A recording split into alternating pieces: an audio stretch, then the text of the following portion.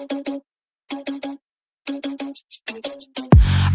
no, that is what they all say when they see me pouring some more. Hello guys, welcome back. അപ്പോൾ ഇന്നത്തെ ഒരു വീഡിയോയിലൂടെ നമ്മൾ നോക്കാൻ പോകുന്നത് പറഞ്ഞാൽ how to replacement sky in PUBG montages. എങ്ങനെ നമ്മുടെ പബ്ജി മോണ്ടേജസിലേക്ക് സ്കൈ റീപ്ലേസ് ചെയ്ത് വേറൊരു സ്കൈ വയ്ക്കാം എന്നതാണ് അപ്പോൾ ഇന്നത്തെ ഒരു വീഡിയോയിലൂടെ നമ്മൾ നോക്കാം.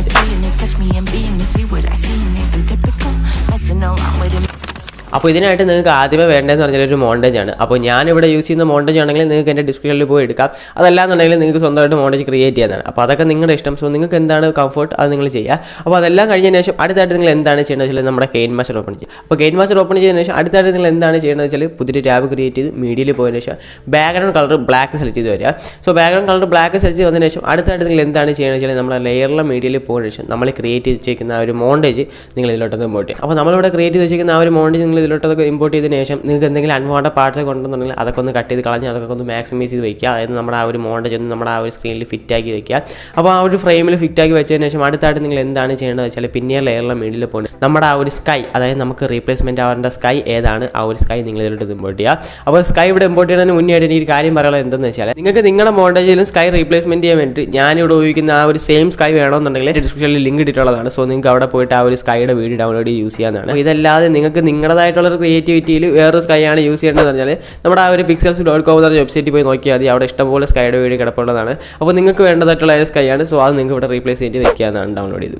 അപ്പോൾ ഇനി അടുത്തായിട്ട് എന്താണ് ചെയ്യേണ്ടത് വെച്ചാൽ അത് നിങ്ങൾ ഇതിലോട്ട് ഇമ്പോർട്ട് ചെയ്യുക. അപ്പോൾ നേരത്തെ പറഞ്ഞ ഇതിലോട്ട് ഇമ്പോർട്ട് ചെയ്തതിന് ശേഷം അടുത്തായിട്ട് നിങ്ങൾ എന്താണ് ചെയ്യേണ്ടത് വെച്ചാൽ നമ്മളിപ്പോൾ ഇമ്പോർട്ട് ചെയ്ത ആ ഒരു സ്കൈ നിങ്ങളൊന്ന് മാക്സിമൈസ് ചെയ്ത് വയ്ക്കുക. സോ മാക്സിമൈസ് ചെയ്ത് വെച്ചതിന് ശേഷം സൈഡിലോട്ട് പോകുന്ന ടൈമിലുള്ള ക്രോപ്പിംഗ് എന്ന് പറഞ്ഞ ഓപ്ഷൻ കാണാനായിരിക്കും. സോ ക്രോപ്പിംഗ് എന്ന് പറഞ്ഞ ഓപ്ഷനിൽ പോകുന്ന ടൈമിൽ അവിടെ നിങ്ങൾക്ക് എന്തെങ്കിലും ഒരു അൺവാണ്ടഡ് പാർട്സ് സ്കൈ അല്ലാതെ അവിടെ വേറെ എന്തെങ്കിലും വന്നിട്ടുണ്ടെന്നുണ്ടെങ്കിൽ അത് നിങ്ങൾക്ക് ഇങ്ങനെ ക്രോപ്പ് ചെയ്ത് കളയാനാണ്. അപ്പോൾ അതെല്ലാം ക്രോപ്പ് ചെയ്ത് കളഞ്ഞ് നമ്മുടെ ആ ഒരു സ്കൈയുടെ അടുത്തായിട്ട് ഇങ്ങനെ അഡ്ജസ്റ്റ് ചെയ്തൊക്കെ ചെയ്ത് കൊണ്ട് വെച്ചതിന് ശേഷം അടുത്തായിട്ട് നിങ്ങൾ എന്താണ് ചെയ്യേണ്ടതെന്ന് വെച്ചാൽ ആ ഒരു സ്കൈ നമ്മളിപ്പോൾ ഇമ്പോർട്ട് ചെയ്ത ആ ഒരു സ്കൈയിൽ തൊടുന്ന ടൈമിലായിട്ട് സൈഡിലോട്ട് അവിടെ ഒരു 3 ഡോട്ട് കാണാനായിരിക്കും. അപ്പോൾ ആ ഒരു 3 ഡോട്ടിൽ തൊടുന്ന ടൈമിലായിട്ട് സെൻഡ് ടു ബാക്ക് എന്ന് പറഞ്ഞ ഓപ്ഷൻ കാണാനായിരിക്കും. അപ്പോൾ ആ ഒരു സെൻഡ് ടു ബാക്ക് എന്ന് പറഞ്ഞ ഓപ്ഷനിൽ കൊടുക്കുന്ന ടൈമിൽ നമ്മളിപ്പോൾ ഇമ്പോർട്ട് ചെയ്ത ആ ഒരു സ്കൈ ബാക്കിലോട്ട് പോകുന്നതായിരിക്കും. അതായത് നമ്മളിപ്പോൾ ഇമ്പോർട്ട് ചെയ്ത ആ ഒരു മോണ്ടേജിൻ്റെ പിറകെ പോകുന്നതായിരിക്കും നമ്മളിപ്പോൾ ഇമ്പോർട്ട് ചെയ്ത ആ ഒരു സ്കൈ എന്ന് പറയുന്നത്. അപ്പോൾ ഇനി അടുത്തായിട്ട് നിങ്ങൾ എന്താണ് ചെയ്യേണ്ടത് വെച്ചാൽ നമ്മുടെ ആ ഒരു മോണ്ടേജിൽ തൊടുക. അപ്പോൾ നമ്മുടെ ആ ഒരു മോണ്ടേജിൽ തൊടുന്ന ടൈമിലായിട്ട് സൈഡിലോട്ട് അവിടെ ക്രോമാക്കി എന്ന് പറഞ്ഞ ഓപ്ഷൻ കാണാനായിരിക്കും. സോ ആ ഒരു ക്രോമാക്കി എനേബിൾ ചെയ്തിട്ട് അതെല്ലാം ഒന്ന് അഡ്ജസ്റ്റ് ചെയ്തെടുത്തതിന് ശേഷം നമുക്ക് ആ ഡീറ്റെയിലിംഗ് അറിവ് വേണമെങ്കിൽ അഡ്ജസ്റ്റ് ചെയ്യാം. അതല്ലാന്നുണ്ടെങ്കിൽ നമുക്ക് നോർമലി ഇങ്ങനെ അഡ്ജസ്റ്റ് ചെയ്യാം. സോ നിങ്ങൾക്ക് ഇപ്പോൾ അത് കറക്റ്റ് ആയില്ല എന്നുണ്ടെങ്കിൽ അതായത് നമ്മുടെ ആ ഒരു ക്രോമാക്കി എനേബിൾ ആകുമ്പോൾ എന്തെങ്കിലും ഒരു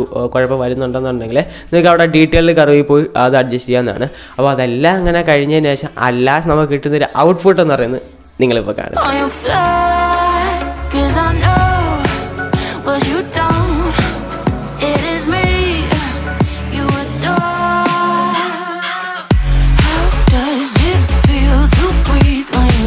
അപ്പോൾ ഇത്രയേ ഉള്ളൂ നമ്മുടെ ഇന്നത്തെ ഒരു വീഡിയോ എന്ന് പറയുന്നത്. അപ്പോൾ ഇന്നത്തെ ഒരു വീഡിയോ എല്ലാ കണ്ടന്റ് ക്രിയേറ്റേഴ്സും ഇഷ്ടപ്പെട്ടിട്ടുണ്ടെന്ന് അത് ഞങ്ങൾക്ക് യൂസ്ഫുള്ളായിട്ടുണ്ട് തന്നെ എഴുതുന്നു.